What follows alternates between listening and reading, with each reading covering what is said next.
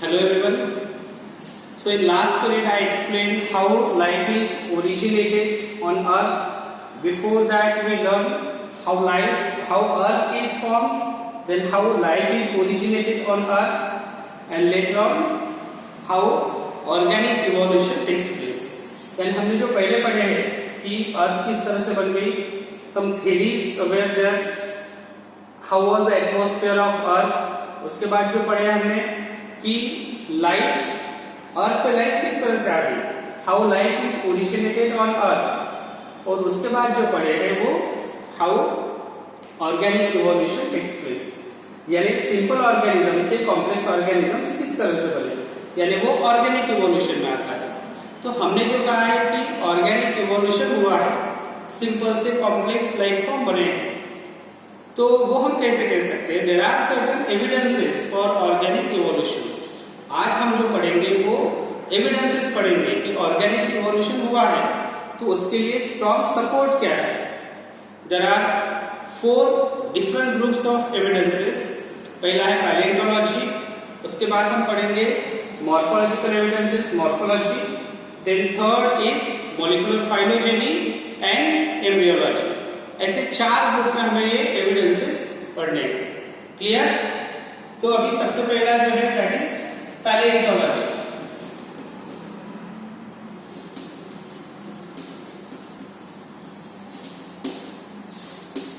Palaeontological evidences. Palaeontology means study of fossils, study of fossils और the remains of the organisms.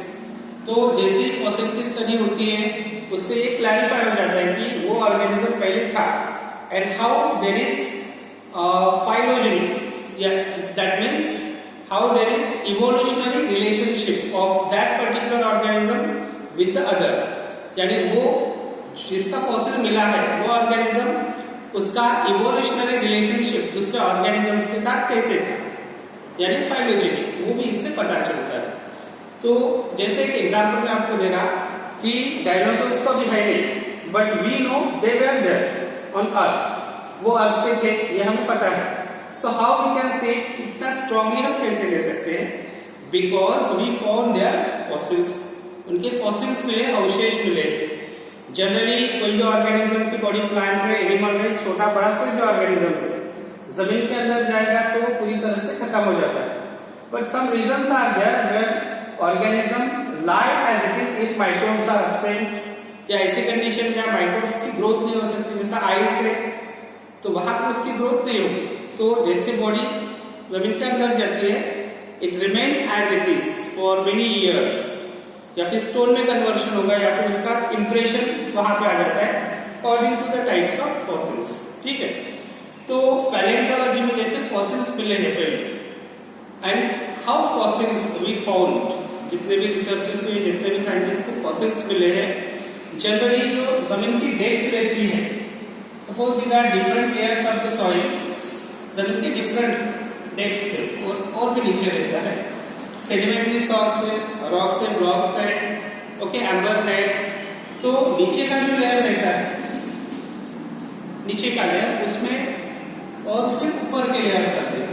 तो नीचे के जो लेयर्स है वहां पे सिंपल ऑर्गेनिजम्स मिले, एकदम नीचे के जो लेयर्स है वहां पे सिंपल ऑर्गेनिजम्स मिले हैं. जैसे ऊपर आते हैं, जैसे इन्वर्टेब्रेट्स वगैरह जो वो नीचे की लेयर्स में, फिर उसके ऊपर की लेयर में एम्फीबियंस, रेप्टाइल्स, बर्ड्स और मैमल्स के रेप्टाइल जो फॉसिल्स है वो ऊपर की लेयर में मिल रहे हैं. इट क्लियरली इंडिकेट्स दैट कि evolution takes place from simple organisms to complex organisms. ठीक. तो ये है पैलियोंटोलॉजी, यानी जो फॉसिल्स मिले हैं, जो रिमेन्स मिले ऑर्गेनिज्म के, वो नीचे के डेप्थ से ऊपर तक जब आते हैं तो सिंपल के नीचे मिलते हैं, और जैसे जैसे कॉम्प्लेक्स ऑर्गेनिजम्स है वो ऊपर की लेयर में मिल रहे हैं. It clearly clarified that the evolution process of evolution takes place from simple organisms to complex organisms. Another thing here in palaeontology, that is missing link. missing link. यानी connecting link. ऐसे बहुत सारे organisms के fossils मिले हैं which connect to different groups, दो अलग अलग ग्रुप को जोड़ने वाले जो रहते हैं। जैसे हम केमिस्ट्री में पढ़ते हैं मेटल्स, नॉन मेटल्स एंड मेटोइड। मेटोइड में क्या रहता है, मेटल और नॉन मेटल दोनों के भी कैरेक्टर्स नियर अबाउट 50-50% रहते हैं, ठीक है। वैसा ही है मिसिंग लिंक। एक्सटिंक्ट स्पीशीज मिले हैं कुछ, जिससे हम क्लैरिफाई कर सकते हैं कि एक ग्रुप से दूसरा ग्रुप बना है, यानी उसमें दोनों ग्रुप के कैरेक्टर्स रहते हैं। फॉर एग्जाम्पल आर्चियोप्टेरिक्स जो है, आर्चियोप्टेरिक्स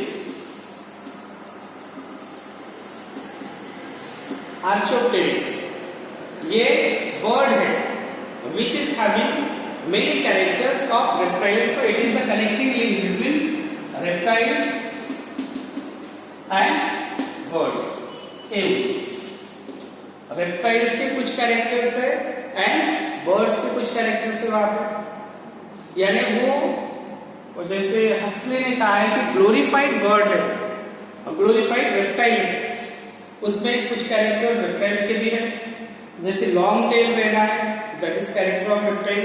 क्लॉ डिजिट है, रेप्टाइल का कैरेक्टर है। बीक है उसको, तो बर्ड का कैरेक्टर है वो। उसका जो क्रैनियम है वो फ्यूज है totally, that is the character of bird. Wings है उसको, पंख है, कैरेक्टर ऑफ बर्ड, लेकिन उसकी बॉडी फीदरी है, फीदर्स है, that is also character of bird. So some characters are there of reptile, some characters are from birds. So it is the missing link, connecting link बोलते हैं। सेमोरिया is another example।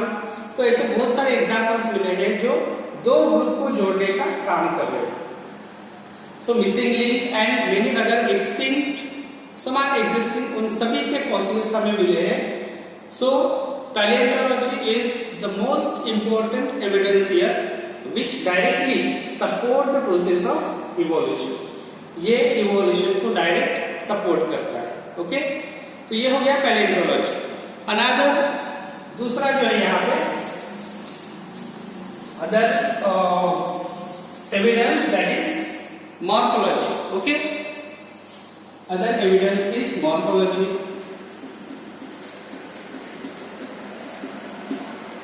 अभी आप एक काम करो, बहुत सारे ऑर्गेनिज्म जो है, हम काउज, बफेलोज, टाइगर्स, ऐसे बड़े बड़े ऑर्गेनिजम्स, डॉग्स वगैरह वगैरह, फेस चेक करो, अपने साथ कंपेयर करो। कुछ बातें सिमिलर दिखेंगी, कुछ डिसिमिलर। हमें मॉर्फोलॉजी में पढ़ना है, यानी ऐसे कुछ सिमिलरिटीज, कुछ डिसिमिलरिटीज रहेंगी। तो मॉर्फोलॉजी में पढ़ेंगे हम, तीन ग्रुप उसके देख लेते हैं। Homologous organs, homologous organs, analogous organs, and then vestigial organs. Homologous, analogous, and vestigial organs. Okay. तो homologous organs यानी कौन सा organs होते हैं? The organs which are structurally similar but functionally different, जिनका structure नियर अबाउट सेम रहता है, internal structure near about same रहेगा, लेकिन फंक्शंस अलग अलग रहते हैं। These organs are known as homologous organs. In plants, animals में बहुत सारे एग्जांपल्स हैं इसके। I will explain them with one example. तो होमोलॉगस ऑर्गन्स में जैसे देखो, फोर लिम्स लेते हैं। हमारे फोर लिम्स यानी हमारे हाथ, सामने के पैर हमारे हाथ है, it is converted hands. Horse में क्या रहेगा, लेग। बर्ड्स में विंग्स रहते हैं, four limbs. Afterward other example, दूसरे भी एग्जांपल ले सकते हैं। फ्रॉग लेग रहते हैं और लिपिंग, जंप मारने के लिए। तो ऐसे अलग अलग ऑर्गेनिज्म देखो, सभी में फंक्शन अलग अलग है। फिश में ले लो, फील्स है और स्विमिंग। तो जैसे हमने कुछ एग्जांपल्स लिए, ह्यूमन ले लो, एक human, then bird, frog, horse and fish. We will compare the forelimb of only 5 organisms. Human में क्या है, hand. It is for grasping or doing different work. ये सेम बिल्कुल नहीं दिखेंगे। बर्ड में क्या है, wings. फंक्शन क्या है उसका, for flying. फ्रॉग में सामने के पैर रहते हैं, एल फॉर जंपिंग, जंप करने के लिए हेल्प करते हैं। हॉर्स में चलने के लिए, रनिंग के लिए हेल्प करेंगे। फिश में स्विमिंग के लिए रहते हैं। Okay, so in all the cases forelimbs are structurally different, यानी एक्सटर्नल स्ट्रक्चर देते हैं अलग, functions are different, but if we will study their anatomy, अगर हम स्केलेटन का स्ट्रक्चर देते हैं, जैसा हमारे यहाँ हाथ है, ये कौन सी हड्डी है? That is humerus, this is radius ulna, this is carpals, metacarpals and phalanges. तो ये हड्डी का स्ट्रक्चर है। It is near about same in all the organisms, ये सभी ऑर्गेनिज्म में नियर अबाउट सेम रहता है। इसका मतलब क्या हुआ कि functionally they are different but structurally these are near about similar.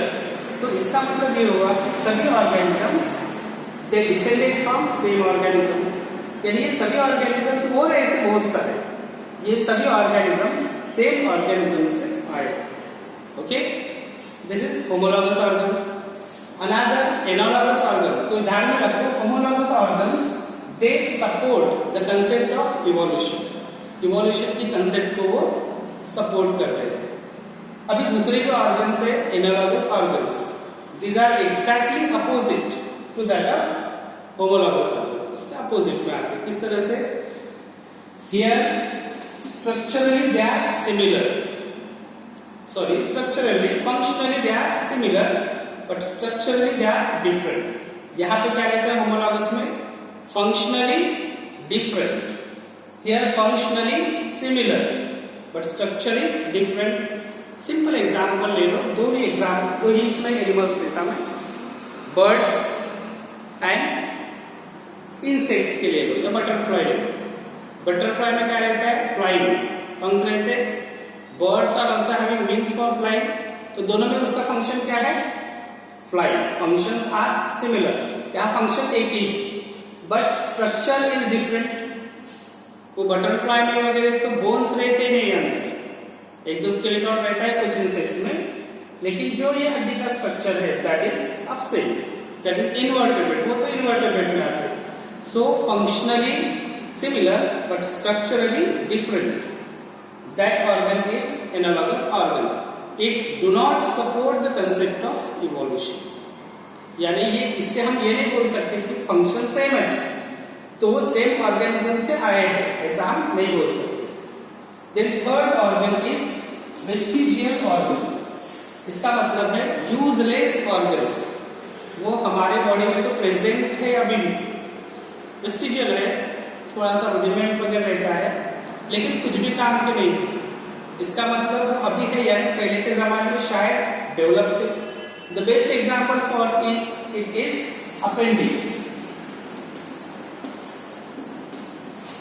वर्मिफॉर्म appendix, जो हमारे जो बड़ी इंटेस्टाइन है, बिग इंटेस्टाइन, लार्ज इंटेस्टाइन, उसको अटैच रहती है। The function of vermiform appendix is to digest cellulose. जो घास खाने वाले ऑर्गेनिजम्स है, रुमिनेंट्स, गाय बैल वगैरह, उनमें ये बहुत बड़ा रहता है, टू डाइजेस्ट ग्रास, सेल्यूलोज। हम तो वो खाते नहीं है, इसलिए ये हमारे बॉडी में बहुत छोटा सा हो गया है, कुछ भी यूज उसका नहीं है, because we have quite different digestive system than ruminants, कुछ पोर्शन सेम भी, तो इसलिए इसका कुछ भी काम नहीं, स्टिल इट इज देयर। इसका मतलब ये होगा ये पहले कुछ हजार साल पहले शायद बड़ी थी, क्योंकि वो हैबिटेट में हम पढ़ते हैं और फीडिंग हैबिट भी हमारा पता है कि हम ग्रास, वो पत्ते वो खाते ही थे, तो ये बड़ा था। अभी इसका यूज नहीं हो रहा है तो वो धीरे धीरे खत्म हो रहा है। अगर गलती से इसको फूड वगैरह हमेशा चला गया तो डिसीज भी हो जाता है, अपेंडिक्स की बीमारी है। तो सच ऑर्गन्स, उसके बाद presence of girdles in snake, snake में गर्डल्स है, ये जो गर्डल जहां से हाथ पैर निकलते हैं वो गर्डल्स बिल्कुल छोटे से स्नेक में, जहां से हाथ पैर निकलते हैं, but snakes are limbless but still girdles है उसके बॉडी में। इसका मतलब क्या हुआ कि उनको भी लिम्स थे, हाथ पैर थे, now it is disappearing because they are having vestigial organ. हमारे आंखों का nictitating membrane and there are lot of examples. So that is about morphological evidences homologous, analogous and vestigial organ. Homologous support the concept of evolution. Vestigial also support the concept of evolution. While analogous में हम ये नहीं बोल सकते कि वो same organism से descended. So this is another topic. Now third one is, after this third one is embryological evidences.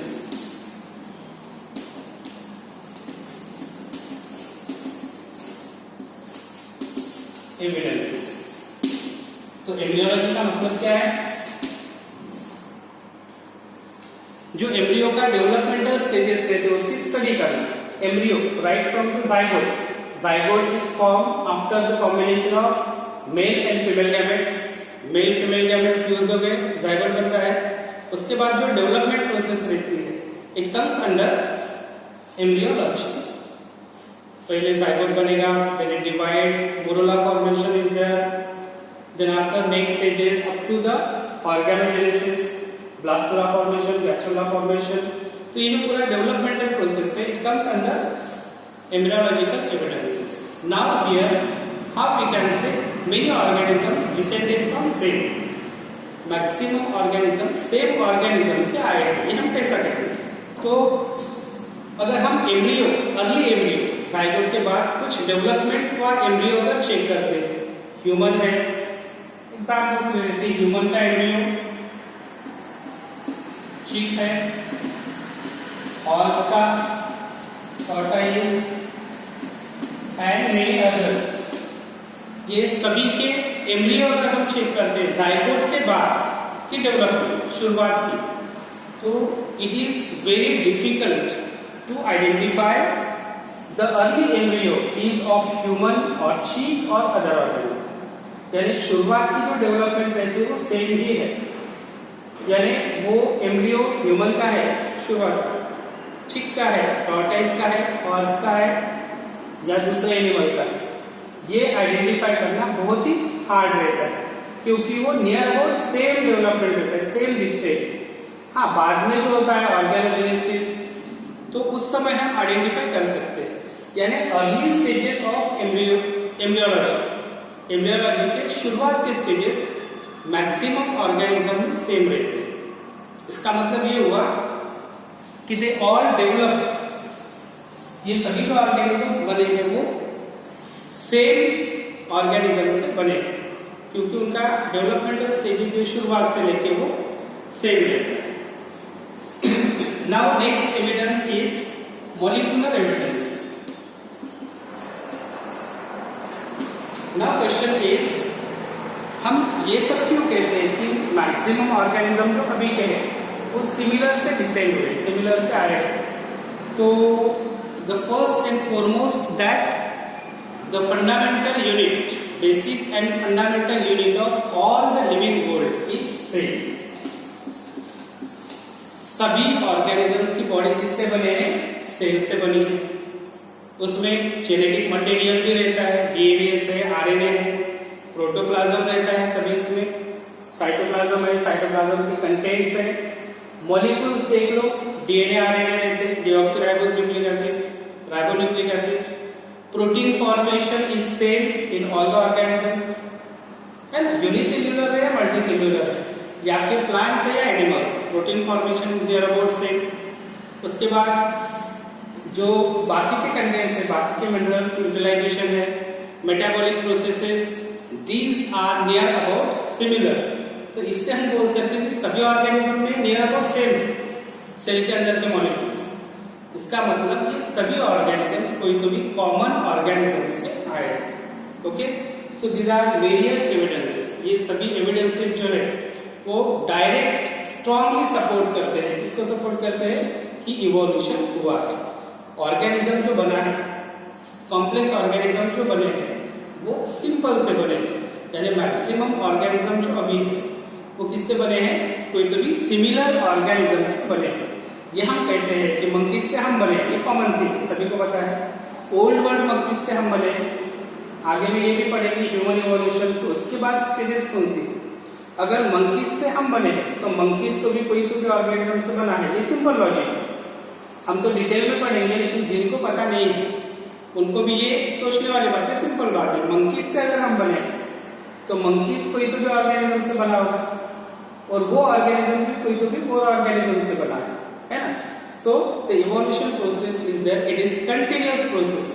हो सकता है कुछ हजार सालों बाद हमारा भी वी आर अंडरगोइंग इवोल्यूशन, सभी ऑर्गेनिज्म इवोल्यूशन के अंदर से जाते हैं। कुछ ऑर्गेनिजम्स लाखों साल पहले भी थे, अभी भी है, जैसे कि वैसे।